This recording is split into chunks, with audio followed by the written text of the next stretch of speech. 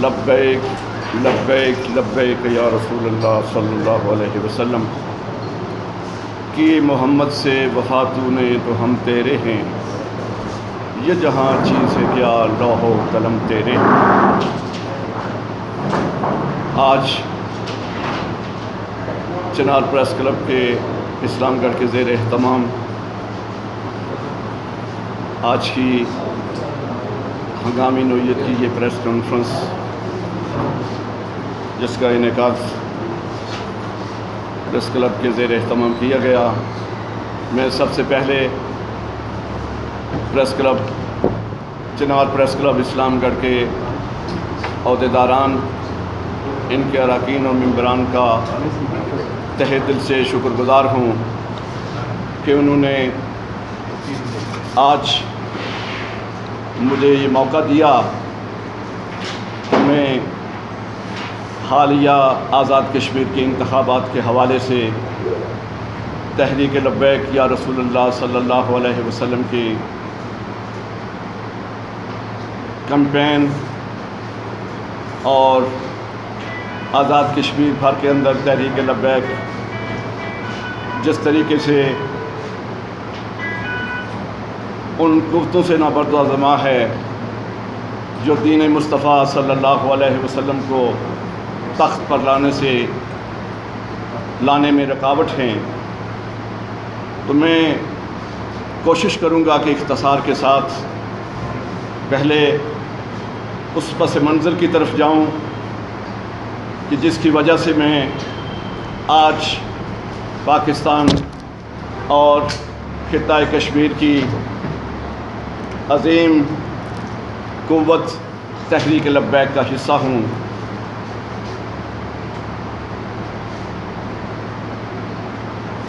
غالباً ریاست جموں کشمیر بالخصوص آزاد کشمیر اور میر پور کے غیور لوگ اس بات سے بخوبی آگاہ ہیں کہ میرا پس منظر مجاہد ملت جو ریاست جموں کشمیر کی آزادی، بنیادی انسانی حقوق، دینی اقدار کی سربلندی اور معاشرے کے اندر سماجی کاوشوں کا انمٹ جنہوں نے کارنامے سر انجام دیے، مجاہد ملت صوفی محمد یعقوب شہید، میں ان کا بیٹا ہوں۔ انہوں نے ان کی ساری زندگی کے تین پہلو بہت نمایاں ہیں۔ وطن عزیز پاکستان کے نامور محقق، ادیب، صحافی، تجزیہ نگار ڈاکٹر عرفان احمد بیگ، جن کا تعلق کوئٹہ سے ہے، انہوں نے ریاست جموں کشمیر کے اس بطل جلیل کی جد و جہد اور کارہائے نمایاں کو حیات جاویدہ میں ایک تاریخی کتاب کی حیثیت میں شائع کیا۔ ریاست کے اس بطل حریت کے زندگی کے تین پہلو بہت نمایاں ہیں کہ ان کی ساری زندگی بنیادی انسانی حقوق، دین مصطفیٰ صلی اللہ علیہ وسلم کی سربلندی اور معاشرے کے اندر سماجی اقدار کو سربلند کرنے کے لیے گزری۔ تحریک آزادی کشمیر بنیادی انسانی حقوق اور تحریک ختم نبوت کی پاداش میں مختلف اوقات میں وہ پابند سلاسل بھی رہے، جیل کی صعوبتیں اور عقوبت خانے کی ان مشکلات کو بھی انہوں نے بڑی دلیرانہ طریقے سے برداشت کیا، لیکن کلمہ حق کو کہنے میں کبھی سرے منہ بھی اس سے دستبردار نہ ہوئے۔ 1953 میں پاکستان کے اندر تحریک ختم نبوت چلی، اس دور کے اندر 10,000 आशिकान मुस्तफ़ा सल्लल्लाहु अलैहि वसल्लम ने प्यारे नबी सल्लल्लाहु अलैहि वसल्लम की ख़त्म नबूवत के लिए अपने जानों के नजराने पेश किए और उसकी पादाश में मुजाहिद तहरीक ख़त्म नबूवत हज़रत अल्लामा मौलाना अब्दुल सत्तार ख़ान नियाज़ी रहमतुल्लाह अलैह को सज़ाए मौत सुनाई गई। खित्ता कश्मीर मीरपुर के अंदर मुजाहिद मिल्लत सूफ़ी मोहम्मद याकूब शहीद ने तहरीक ख़त्म नबूवत के अंदर वो जानदार किरदार अदा किया।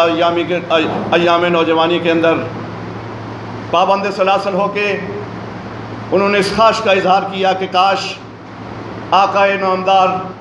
हज़रत मोहम्मद मुस्तफ़ा सल्लल्लाहु अलैहि वसल्लम ख़ातमुन नबीयीन की इस तहरीक के अंदर, तहरीक ख़त्म नबूवत के अंदर, जिस तरह पाकिस्तान के अंदर मुजाहिद तहरीक ख़त्म नबूवत मौलाना अब्दुल सत्तार ख़ान नियाज़ी को तख्ता दार पर ले जाने की सआदत हासिल हुई, काश मुझे भी ये सआदत हासिल होती। ये उनका एक जानदार किरदार था।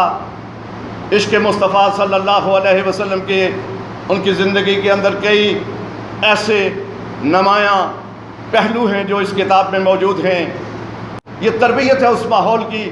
आज तक 30-40 साल से तवातर के साथ जहाँ भी मैं गया, स्कूलों और कॉलेज के अंदर, यूनिवर्सिटीज़ के अंदर, मैंने मोहब्बत रसूल सल्लल्लाहु अलैहि वसल्लम को नौजवानों के अंदर उजागर किया। मेरी ये ख्वाहिश रही कि काश आज की नौजवान नस्ल जो है मोहब्बत रसूल सल्लल्लाहु अलैहि वसल्लम से अगर आश्कार हो जाए तो दुनिया के तमाम मसाइल जो हैं इसमें हल हो सकते हैं। मुझे याद है कि 2009-2010 जब मुझे अज़ाफ़ी चार्ज हासिल था एडमिनिस्ट्रेटिव ज़िला काउंसिल का, एक कॉन्फ्रेंस थी जो तमाम अखबारात में जली हरूफ से मेरी इस ख्यालात को जो है वो दूसरे दिन जगह दी गई। मैंने उन दिनों हॉलैंड के अंदर हुज़ूर अकरम सल्लल्लाहु अलैहि वसल्लम की नामूस के ख़िलाफ़ खाके बनाए गए, तौहीन रसालत सल्लल्लाहु अलैहि वसल्लम को आम करने की यहूद व हनूद की ये साजिश जो है ये थी, रोज़ अव्वल से जारी है और रफ्ता रफ्ता बढ़ रही है। तो उस वक्त हॉलैंड के अंदर ये हर्जा सराई की गई। तो मैंने अपनी उस स्पीच के अंदर ये कहा था कि रूह ज़मीन पे बसने वाला कोई उम्मती रसूलुल्लाह सल्लल्लाहु अलैहि वसल्लम का गुनाहगार से गुनाहगार उम्मती जैसे मैं हूँ, एक गुनाहगार सा उम्मती हूँ, एक आजिज़ सा बंदा हूँ। कैसा बंदा भी क्यों ना हो जो रसूलुल्लाह सल्लल्लाहु अलैहि वसल्लम की ज़ात अक़दस से निस्बत रखता है, सब कुछ बर्दाश्त कर सकता है, भूख बर्दाश्त कर सकता है, नंग बर्दाश्त कर सकता है, अफलास बर्दाश्त कर सकता है और मुश्किलात बर्दाश्त करता है। रसूलुल्लाह सल्लल्लाहु अलैहि वसल्लम की ज़ात अक़दस पर कोई राई के बराबर रकीक सा हमला जो है वो बर्दाश्त करने के लिए तैयार नहीं होगा। मशहूर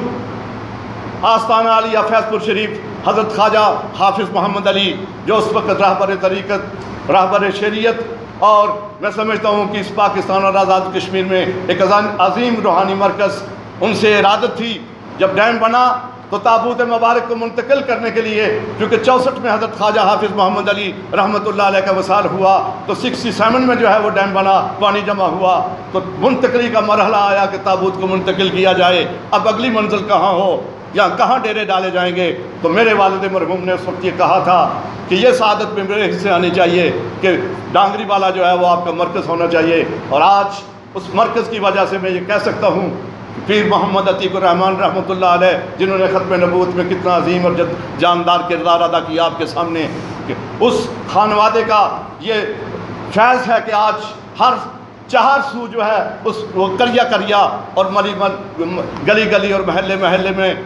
आज कुरान करीम और रसूल खुदा सल्लल्लाहु अलैहि वसल्लम का ज़िक्र जो है हर ख़ास व आम की ज़बान पे ज़द आम है। तो मैं समझता हूँ ये बरकत है, ये सदका जारिया है। मुजाहिद मिल्लत सूफ़ी मोहम्मद याकूब शहीद ने ये रकबा अपना वक़्फ़ का, आप देख लें फैज़पुर शरीफ जाएँ तो आपको पता चले कि उन्होंने उस वक्त जिस वक्त मीरपुर के सिवा किसी जगह भी पूरे डिस्ट्रिक्ट के अंदर वाटर सप्लाई मौजूद नहीं थी, लोग पानी की मुश्किलात का शिकार थे 70 के अंदर, तो उन्होंने अपनी ज़ाती अखराजात करके ट्यूबवेल नस्ल करवाया, लोगों को पानी तकसीम किया और आज तक वो जारी है सदका जारिया। उसके बाद स्कूल जो मुजाहिद अव्वल सरदार अब्दुल क़य्यूम खां 74 के अंदर, जब मैं 8th क्लास का स्टूडेंट था, बल्कि 9th में शामिल उस वक्त जा चुका था, उन्होंने हाई स्कूल का इफ्ताह करना था, वो डांगरी वाला तशरीफ़ लाए और स्कूल की तरफ से मेरी नुमाइंदगी थी, बाज़ियत तालिब इल्म मेरी स्पीच थी और उस वक्त मुजाहिद अव्वल सरदार अब्दुल क़य्यूम खान ने مجاہد ملت صوفی محمد یعقوب شہید کی ان خدمات کے اعتراف میں ہائی اسکول کو صوفی محمد یعقوب شہید گورنمنٹ ہائی اسکول کے نام سے موسوم کیا، اور میں سمجھتا ہوں ان کی کیبنٹ کے تمام ممبران، جن میں کیپٹن سرفراز خان مرحوم، کے بی خان مرحوم، چاچا علی محمد اور بھی بہت سارے، سردار یوسف مرحوم اور امجد یوسف کے والد اور بھی بہت سارے اکابر قسم کے لوگ موجود تھے، میری تقریر کے دوران بشمول سردار عبدالقیوم خان مرحوم رحمۃ اللہ علیہ مجاہد اول، ان کی تمام کی آنکھوں میں آنسو تھے، اور اس وقت غالباً 14 یا 15 سال کی میری عمر تھی۔ 14-15 سال کا بچہ جو ہے اس نے اس وقت عزم کر لیا تھا کہ جبر جہاں کہیں ہوگا، ظلم جہاں کہیں ہوگا دنیا کے اندر، کشمیر میں ہو، فلسطین میں ہو، کسی اور ملک میں ہو، تو انشاءاللہ تعالیٰ یہ رگ حمیت، رگ غیرت جو ہے مجھے مجبور کرے گی کہ میں کلمہ حق بلند کروں اور ظلم کے خلاف آواز بلند کروں۔ تو یہ ایک تاریخ تھی کہ اس ماحول میں ہماری تربیت کی گئی۔ پھر وہ وقت آیا کہ سازشوں کا ایک طویل دور چل گیا کہ مجاہد ملت صوفی محمد یعقوب شہید نے ایک مرکز بھی قائم کر دیا جو اب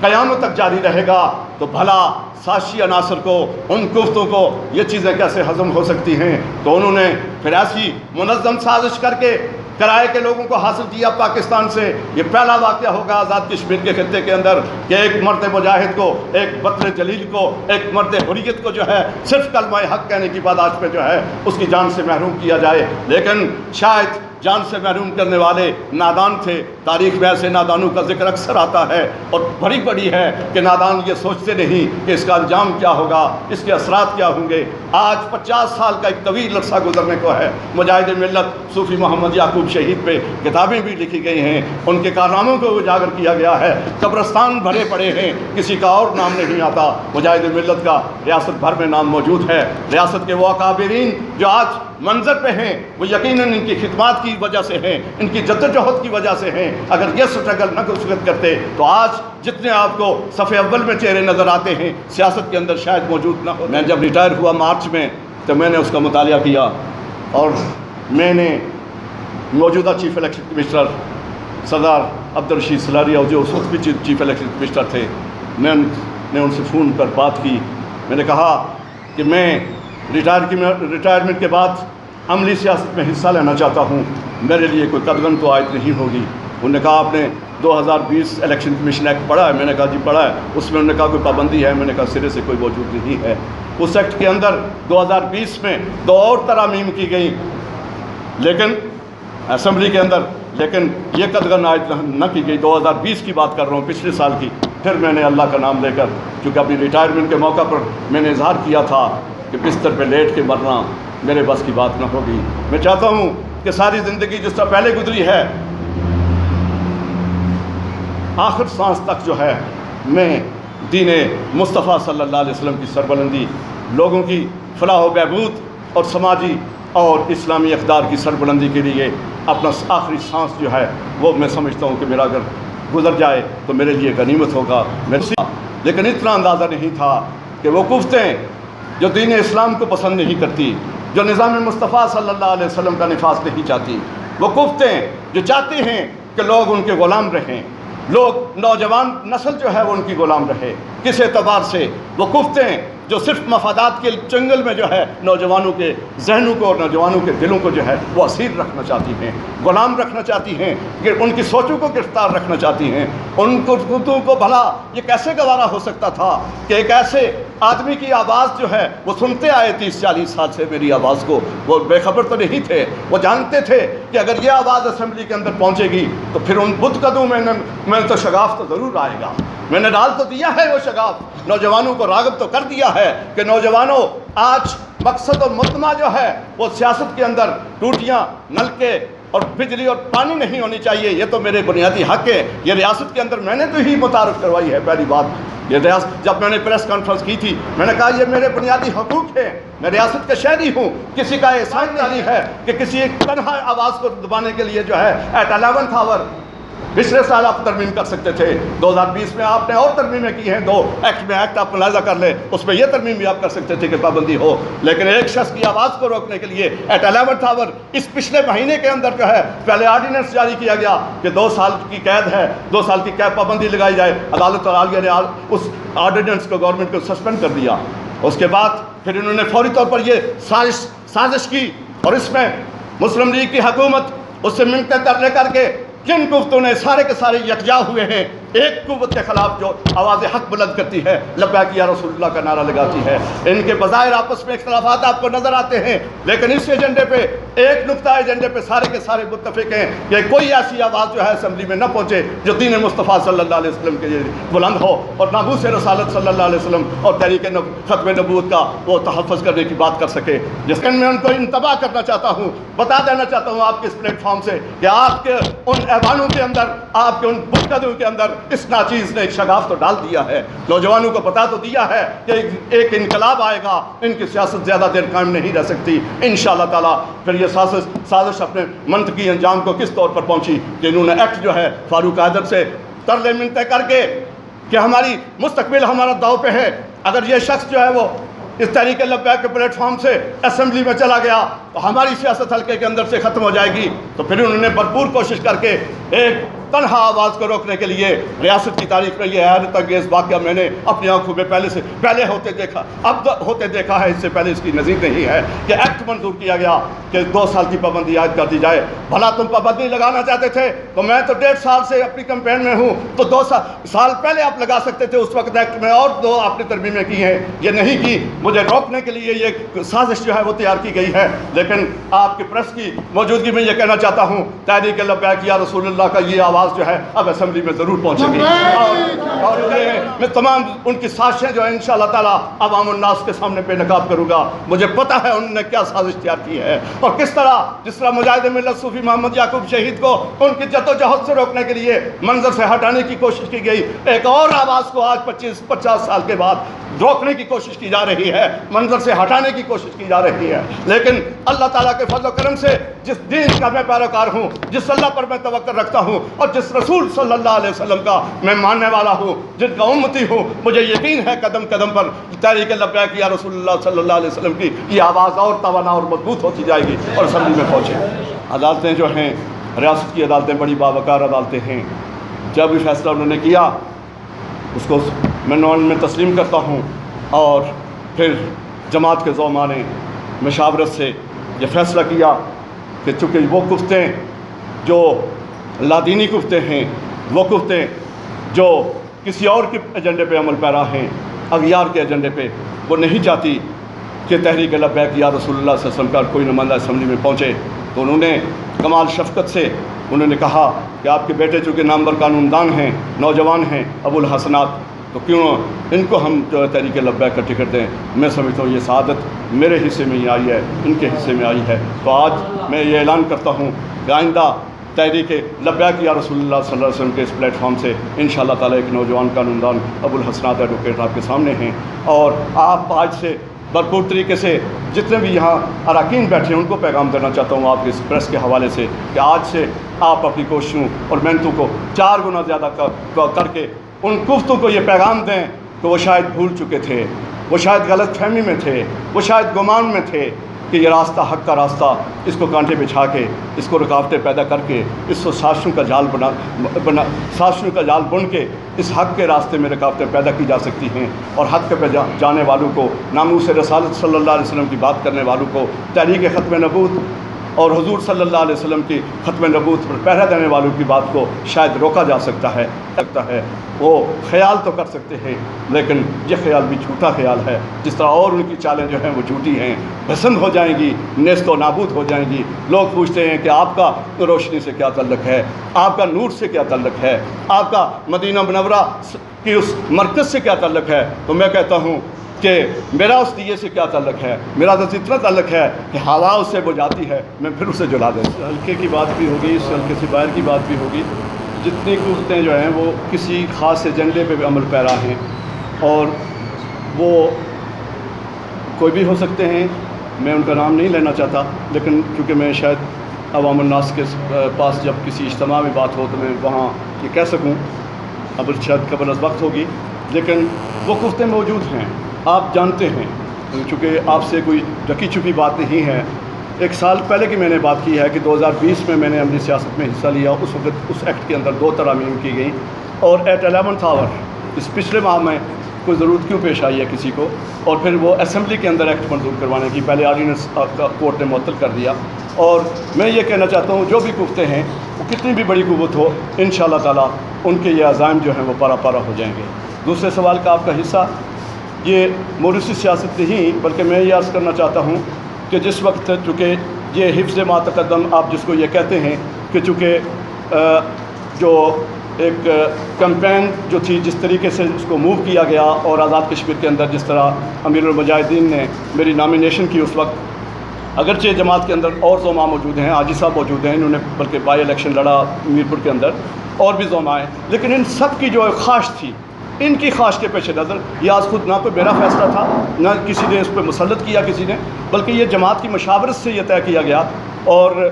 बल्कि जमात की सेंट्रल जो शूरा के अरकान हैं लाहौर से तशरीफ़ लाए, उन्होंने बतौर ख़ास मुझे ये कहा कि हम चूँकि ये नहीं चाहते इस मरहले पे कि हम मुतअम्मल शायद नहीं हो सकेंगे कि चूँकि आपने इस हद तक जो है वो वर्क किया है, हम ये चाहते हैं कि आपके बेटे जो हैं वो चूँकि नौजवान हैं और कानूनदान हैं, तो हम उनको इस मैदान में जो है वो उतारें ताकि बेहतर तरीके से, मज़ीद बेहतर तरीके से जो है वो पैगाम जो है वो ये उस तरह की मौरूसियत जो है वो इंशाअल्लाह ताला आपको नज़र नहीं आएगी कि ये हमेशा के लिए जो है वो यही कहें जी कि ठीक है अबुल असनाद ही जो है वो मैदान अमल में रहेंगे या इनके मुतबादल जमात को और कोई बंदा नहीं होगा। ये चूँकि वक्ती एक जो तकाजा था उसको पूरा करने के लिए ये जमात का फ़ैसला था, ना उसमें मेरी ख़ास शामिल थी ना किसी और की, बल्कि जमात की मशावरत से उन्होंने फ़ैसला किया जी कि ठीक है चूँकि आपके बेटे हैं और कानूनदान हैं तो इनको जो है वो मौका दिया जाए कि ये कंटिन्यू करें। इस चाहता हूँ वो मौरूसी सियासत के हवाले से सवाल है। इस जमात के फ़ैसले जो है बारगाह खुदाबंदी में होते हैं,